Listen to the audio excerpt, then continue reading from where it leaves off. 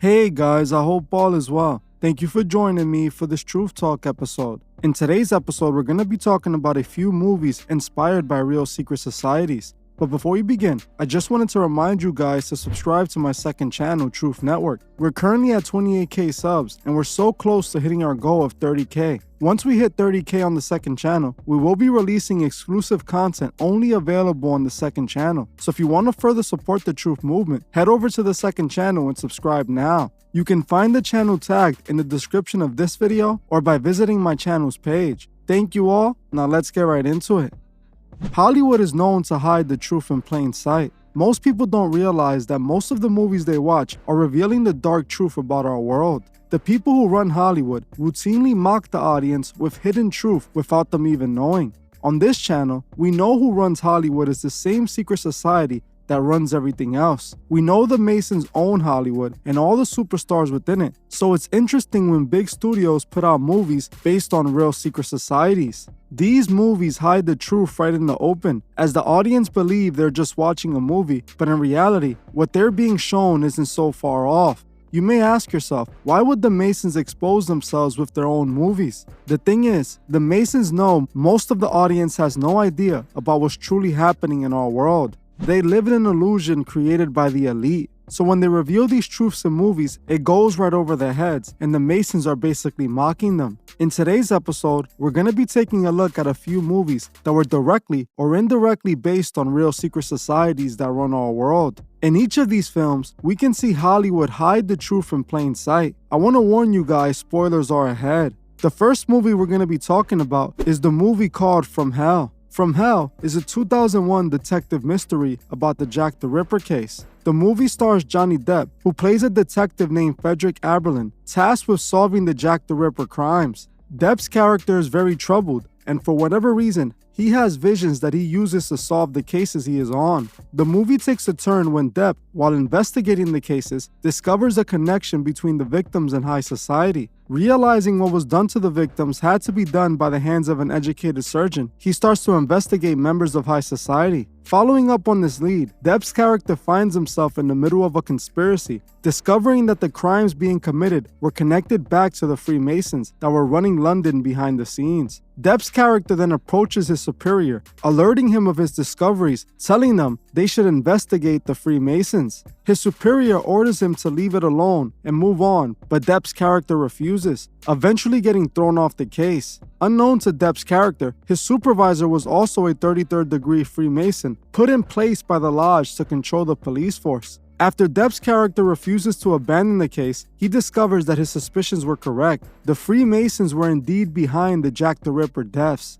While the movie was a fiction mystery movie, it still hid plenty of truth in plain sight. Most people don't know that it's long believed that Jack the Ripper was connected to Masonry in some shape or form. The reason for this is because Jack the Ripper left evidence of his alliance on 4 of the 5 victims. The first victim, Mary Ann Nicholas, was discovered at approximately 3:40 a.m. on the 31st of August, 1888. She was found dead, and it appears what was done to her was done in a ritual manner. It is important to note that just 1 hour before she was discovered, she was seen alive. This means that this likely occurred during the hours of 3 a.m., which once again points to it all being a ritual. We have spoken about this in the past. 3 a.m. is considered the devil's hour, or the witching hour, and it is believed that occultists use this time to perform their rituals, and this is what appears to be the case with Jack the Ripper. It is no coincidence she was found at 3:40 a.m., as Jack the Ripper was most likely using this victim for a ritual. The next victim was Annie Chapman, and she was discovered at approximately 6 a.m., very similar to the last victim. The third victim is when it becomes very obvious that this was all connected to Masonry. Catherine Edos was discovered similar to the other 2 victims, but this time, she was found with carvings on her face, and these carvings were a pair of compasses that we know points directly to Masonry. She also had a triangle carved above her cheek under her eyes, pointing upwards, which makes the Masonic square and compasses when connected, and points to the Masonic all-seeing eye. Jack the Ripper also ripped off the victim's apron and dumped it by a wall he left a coded Masonic message on. The message read, "The jewels are the men that will not be blamed for nothing." If this isn't more than enough evidence pointing to Jack the Ripper being a Mason, then this should be. It is believed that once the police on the scene noticed the messages left by Jack the Ripper, they called the police commissioner, who ordered the officers to erase the message as it connected the Ripper back to the Masonic order. The message was Masonic terminology that pointed back to the Master Mason ceremony. During these times, most people of power were members of the Masonic order, especially in the police force. In the 1800s, Freemasonry had already completely taken over high society, so anyone who was important was a Mason. It is believed by many that the police were never truly trying to uncover the identity of the Jack the Ripper, but instead protect it. What is obvious is that these deaths were all connected to a member that was a Mason, and this is exactly what we saw in the movie From Hell. The movie From Hell got its title from a letter that is believed to be sent by Jack the Ripper himself. The letter was paired with a half of a human kidney. "Sir, I send you half the kidney I took from one woman, preserved it for you. The other piece I fried and ate it. It was very nice. I may send you the bloody knife that took it out, only if you wait a while longer. Signed, Catch Me If You Can, Mr. Lusk."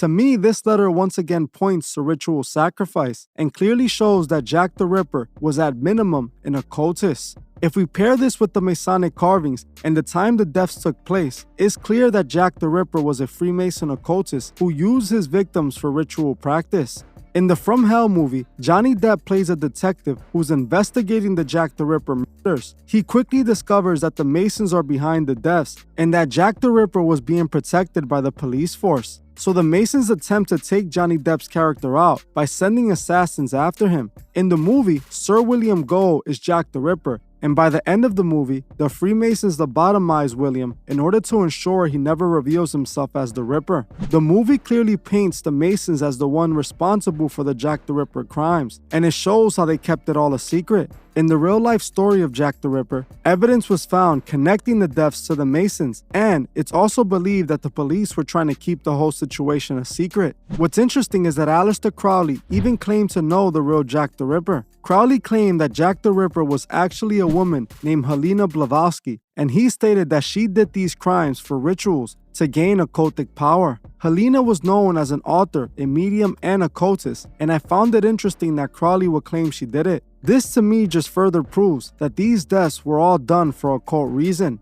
In the movie, we can also see them show a loosely based Masonic Master Mason ritual. If you saw my last video on the 32nd degree Mason revealing the secrets of the craft, then you already saw parts of the Master Mason ritual, and it's pretty close to the movie's representation. We heard very similar terminology to the actual rituals we saw the Mason demonstrating. Never to reveal our secrets, under no less a penalty than my throat, my tongue be torn out by its root, and that I be buried in sand, a cable's length from shore. Let the brother receive the light.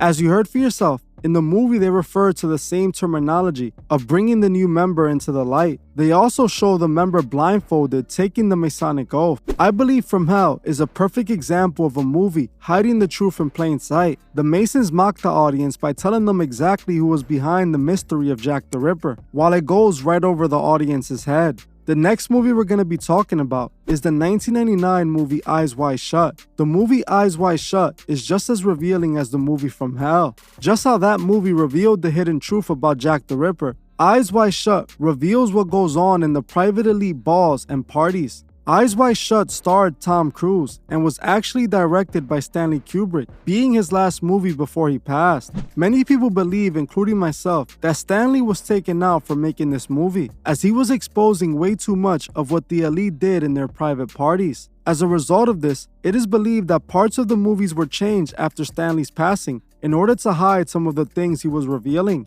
The movie is about a rich doctor played by Tom Cruise who ends up sneaking in a secret cult ritual party being held in a New York mansion. When he arrives, the first thing he sees is a giant sex ritual taking place. The ritual scene shows a man wearing a mask and an all-red cloak holding a staff walking in circles while chanting. He is surrounded by women wearing all black who are also wearing strange masks who can be seen bowed to him and reacting to the taps of his staff. The ritual is being seen by the members attending the party.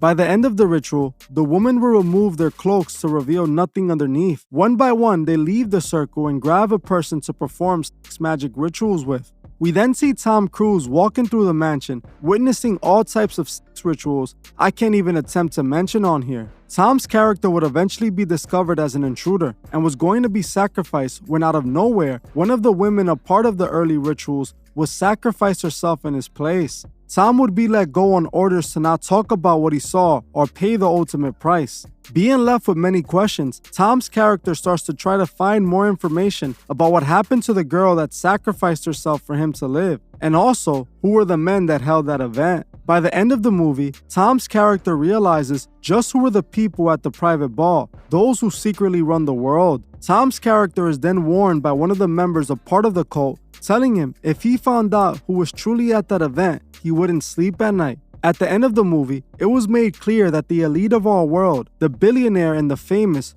were the guests of the ritual ball.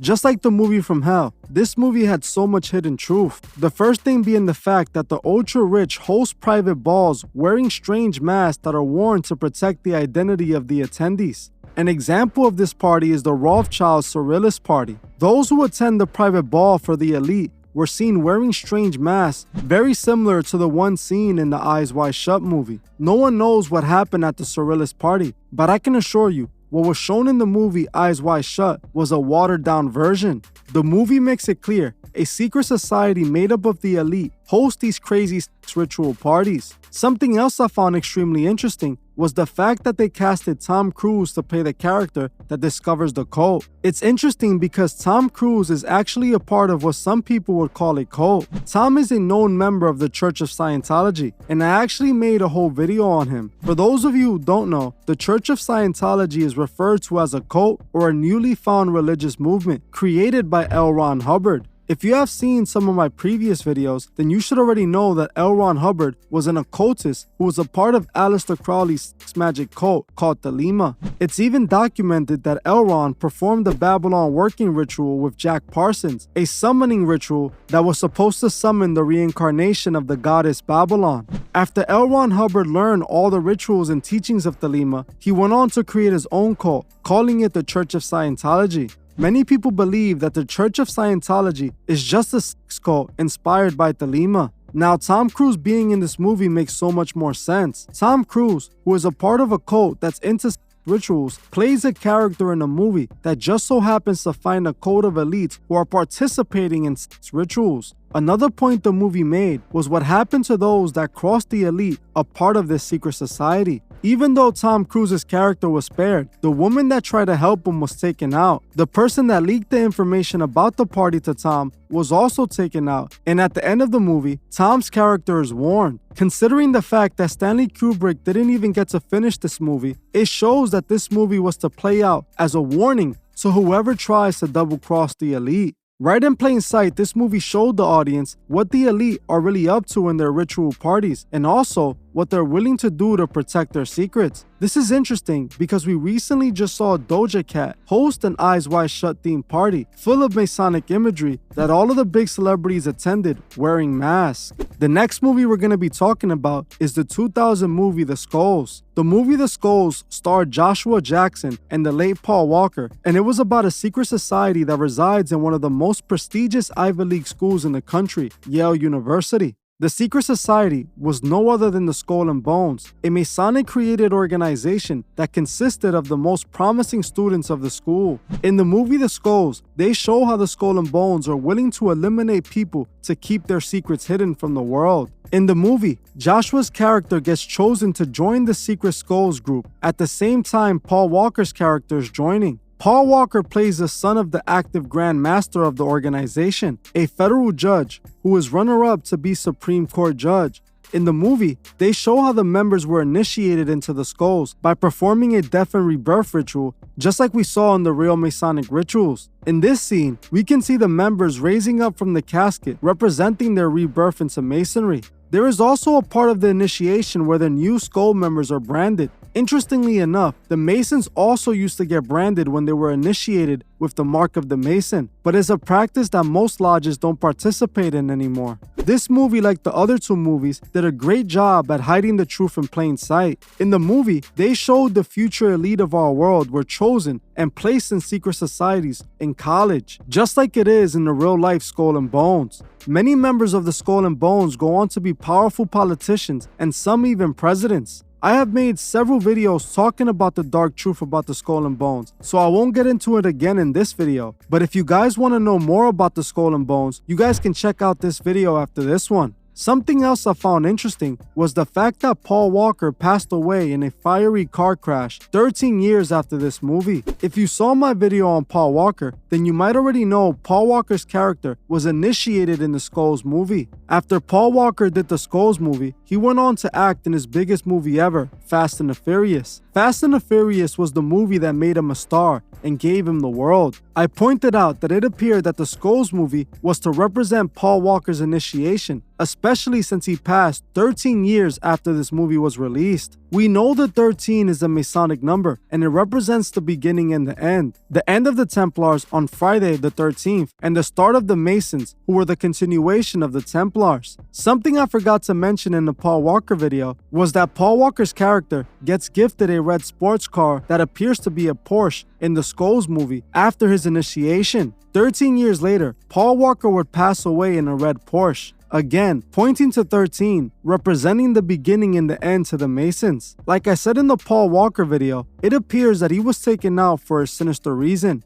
This movie hid the truth in plain sight, showing us that these secret societies pick who would run the world from a college. As you can see, Hollywood often hides the truth right in your face, expecting us to be too stupid to realize. In all three of these movies, we saw Hollywood bravely reveal to the world what is truly going on behind the scenes. There's actually a few more movies that I feel I should break down, like The Devil's Advocate and Shutter Island. If you guys would like to see a part 2 to this video, comment part 2 below and I will get right on it. Next time you're watching a movie, keep your eyes open for the hidden truth and you would be surprised just how much is revealed. Well, that's it for this episode. Thank you all for watching and I'll see you guys in the next one.